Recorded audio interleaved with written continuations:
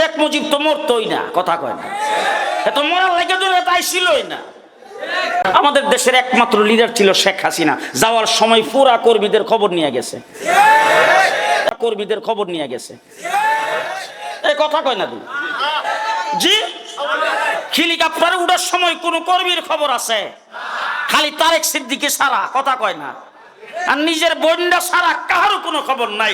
যারা এ পর্যন্ত 15 বছর পর্যন্ত পুলিশ বাহিনীর হোক, আর্মির হোক, বিডিআরের হোক, সরকারি কোনো চাকরিজীবী হোক, দলীয় কোনো নেতা কর্মী হোক, ছাত্র দল হোক, যুব দল হোক, ছাত্রলীগের যুবলীগের হোক, যেই শেখ হাসিনার পক্ষে স্লোগান দিয়েছ, আজকে তোমাদের কি টিম বানিয়ে চলে গেছে, খবরটাও নেই নাই।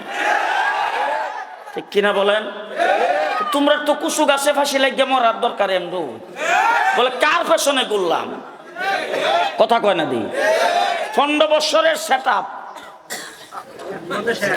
জেল থেকে যখন বাইরে আসছি তখন নাম কব না, আমাকে একজন বড় অফিসার তার অফিসের মধ্যে ডেকে নিয়া তার লগে যারা আসলে তাদের সবাইকে বের করে দিয়া তারপর আমার বলতেছে, হুজুর আপনার আমি খুব ভালোবাসি, হুজুর আপনারা খুব ভালোবাসি, হুজুর ইয়া করি, আপনারা খুব মহব্বত করি, হুজুর আসলে আপনি অনেকদিন পর্যন্ত জেলে থেকে এসেছেন, হুজুর কিছু করার ছিল না, তবে হুজুর চিন্তা ভাবনা করে কাজ করবেন।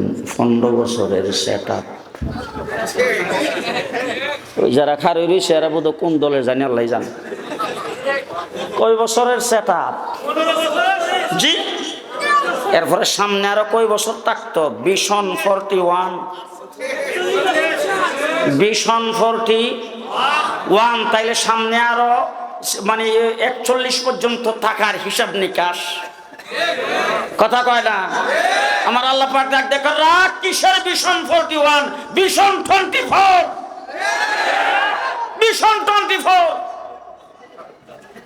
এই কথাটা জেলখানার থেকে শুনলাম, শুই না পরের দিন সকালবেলা উঠতে মৌলানা মামুনুল হক রে ডাক দেখে, মৌলানা মামুনুল হক অবস্থা খারাপ। বলে কি হয়েছে? বলে ভিশন 41। জেল থেকে আর বের হওয়া লাগবে না। কোন রকম জেল থেকে বেরিয়ে আসলাম, আইসা দেখি 28 তারিখে বিএনপি নামছে, সারা দেশের মানুষ বিএনপির দিকে তাকিয়ে রয়েছে, একটা কিছু হবে। আল্লাহ, আমরা হেফাজতে ইসলাম বাঙ্গাসোরা যাই আসি, আমাদের যিনি লিডার ছিলেন আল্লাহ মাহমুদ শফি রহমতুল্লাহ আলাইহি, উনি ঘোষণা করে দিয়েছে তসবিহার জায়নামাজ নিয়ে আসবা। তসবিহার জায়নামাজটা আমরা তো তসবিহার জায়নামাজ দিই, সেখানে কিছু বুঝেন না কারবার। এরপরে যে দিনের দুপুরের থেকে আমাদের উপর গুলি চালানো শুরু করে দিছে, আসরের নামাজের সময় আমাদের সামনে 16টা লাশ আইসা গেছে। এরপরও কিন্তু আমরা ফজর রাত পর্যন্ত, আপনারা ঘুমাইছেন বোধ কেউ কেউ, আমরা কিন্তু ফজর রাত পর্যন্ত ওই জায়গার মধ্যে গুলি খাইয়াও রয়েছি, লাশ দিতে রয়েছি। বিএনপি আসর আগে বিদায়, বিএনপি যখন আসর আগে বিদায় হয়ে গেল তখন মনে মনে ভাবতেছি, রে আসলে তো 41 হই। 3 বাহিনীর প্রধান আর পুলিশ প্রধান যখন গেছেন পেশির সরকারের প্রধানমন্ত্রীর কাছে, দমক শুরু করে দিয়েছেন, গুলি করো, একটাও যেন গণভবনের কাছে না আসতে পারে। পুলিশের প্রধানটা, সেনাবাহিনীর প্রধানটা, ম্যাডাম 45 মিনিট, 45 মিনিট। পুলিশের প্রধানের টাকা, ম্যাডাম গুলি যদি করি, জিডার গায়ে গুলি লাগবে হিডার নিচে পড়বে, আর জিডার পাশে থাকবে পেছনের দিকে যাবে না, সামনের দিকে আসবে। নামাইছে।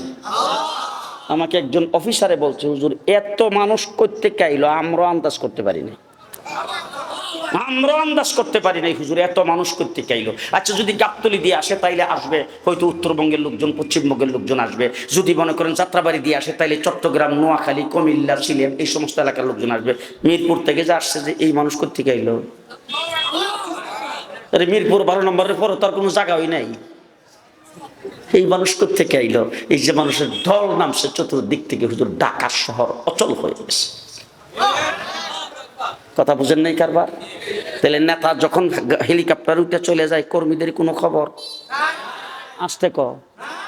এতদিন পর্যন্ত যারা যান জীবন দিছে, পুলিশ যারা গুলি করছে, নিজে উৎসাহিত হইয়া হাসিনার পদলেখন করার জন্য, দেখাবার জন্য তুমি যে কত বড় পুলিশ, দেখাবার জন্য যারা গুলি করেছে, আজকে কোথায় কোথায়? আজকে আমাদেরকে দেখলেই রিমান্ডে ছিলাম 1.5 মাস। যত অফিসার আমার সামনে জিজ্ঞাসাবাদ করার জন্য আসছে, আইসি বলছেন তুই পাকিস্তানি রাজাকার, এইভাবে আঙ্গুল দিয়ে তুই পাকিস্তানি রাজাকার, তোর বড় বড় হুজুরদের নাম দিয়ে বলছে তারা পাকিস্তানি রাজাকার। আচ্ছা, একদিনের জন্য তো পাকিস্তান গেলাম না, আজকে আপনাদের এখানে দাঁড়ায়া চ্যালেঞ্জ করে বলে যাচ্ছি, 54 বছরের ভিতরে বাংলাদেশের কোন একজন আলেম পাকিস্তানের পক্ষে একটা বিবৃত দেয় না, একটা বক্তব্য রাখে নাই। পাকিস্তানের পক্ষে আমরা কোনো কথা বলি নাই, পাকিস্তানি। তারপর তোমরা আমাদেরকে পাকিস্তানি রাজাকার বলেছো। আজকে প্রমাণিত হয়েছে আমরা হলাম দেশপ্রেমিক, তোমরা সবাই ইন্ডিয়ান রাজাকার, ইন্ডিয়ান রাজাকার।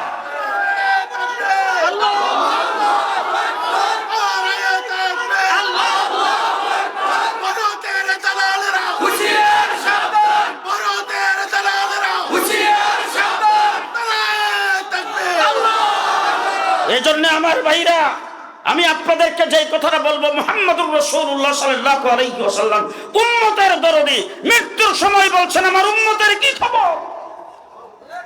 জিবরাইল আমিন আল্লাহ পাকের দরবার থেকে এসে বলছেন, হুজুর আপনি তো দুনিয়া থেকে চলে যাবেন, আপনার উম্মতের জিম্মাদারি আল্লাহ গ্রহণ করেছেন।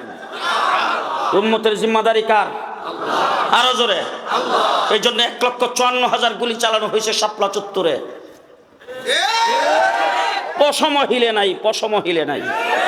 বক্তৃতার মধ্যে দাঁড়ায় বলছো খেলা হবে, আমরা 15 বছর পুরাটাই খেলার মাঠে ছিলাম। আপনাদের সিরাজগঞ্জে জেলে যাওয়ার আগে আসছি, জেলখানার থেকে বের হয়ে আসছি, আমাদের ভাষার পরিবর্তন হয় নাই, আওয়াজের পরিবর্তন হয় নাই। খেলার মাঠে আমরা ছিলাম, তোমরাই নাই।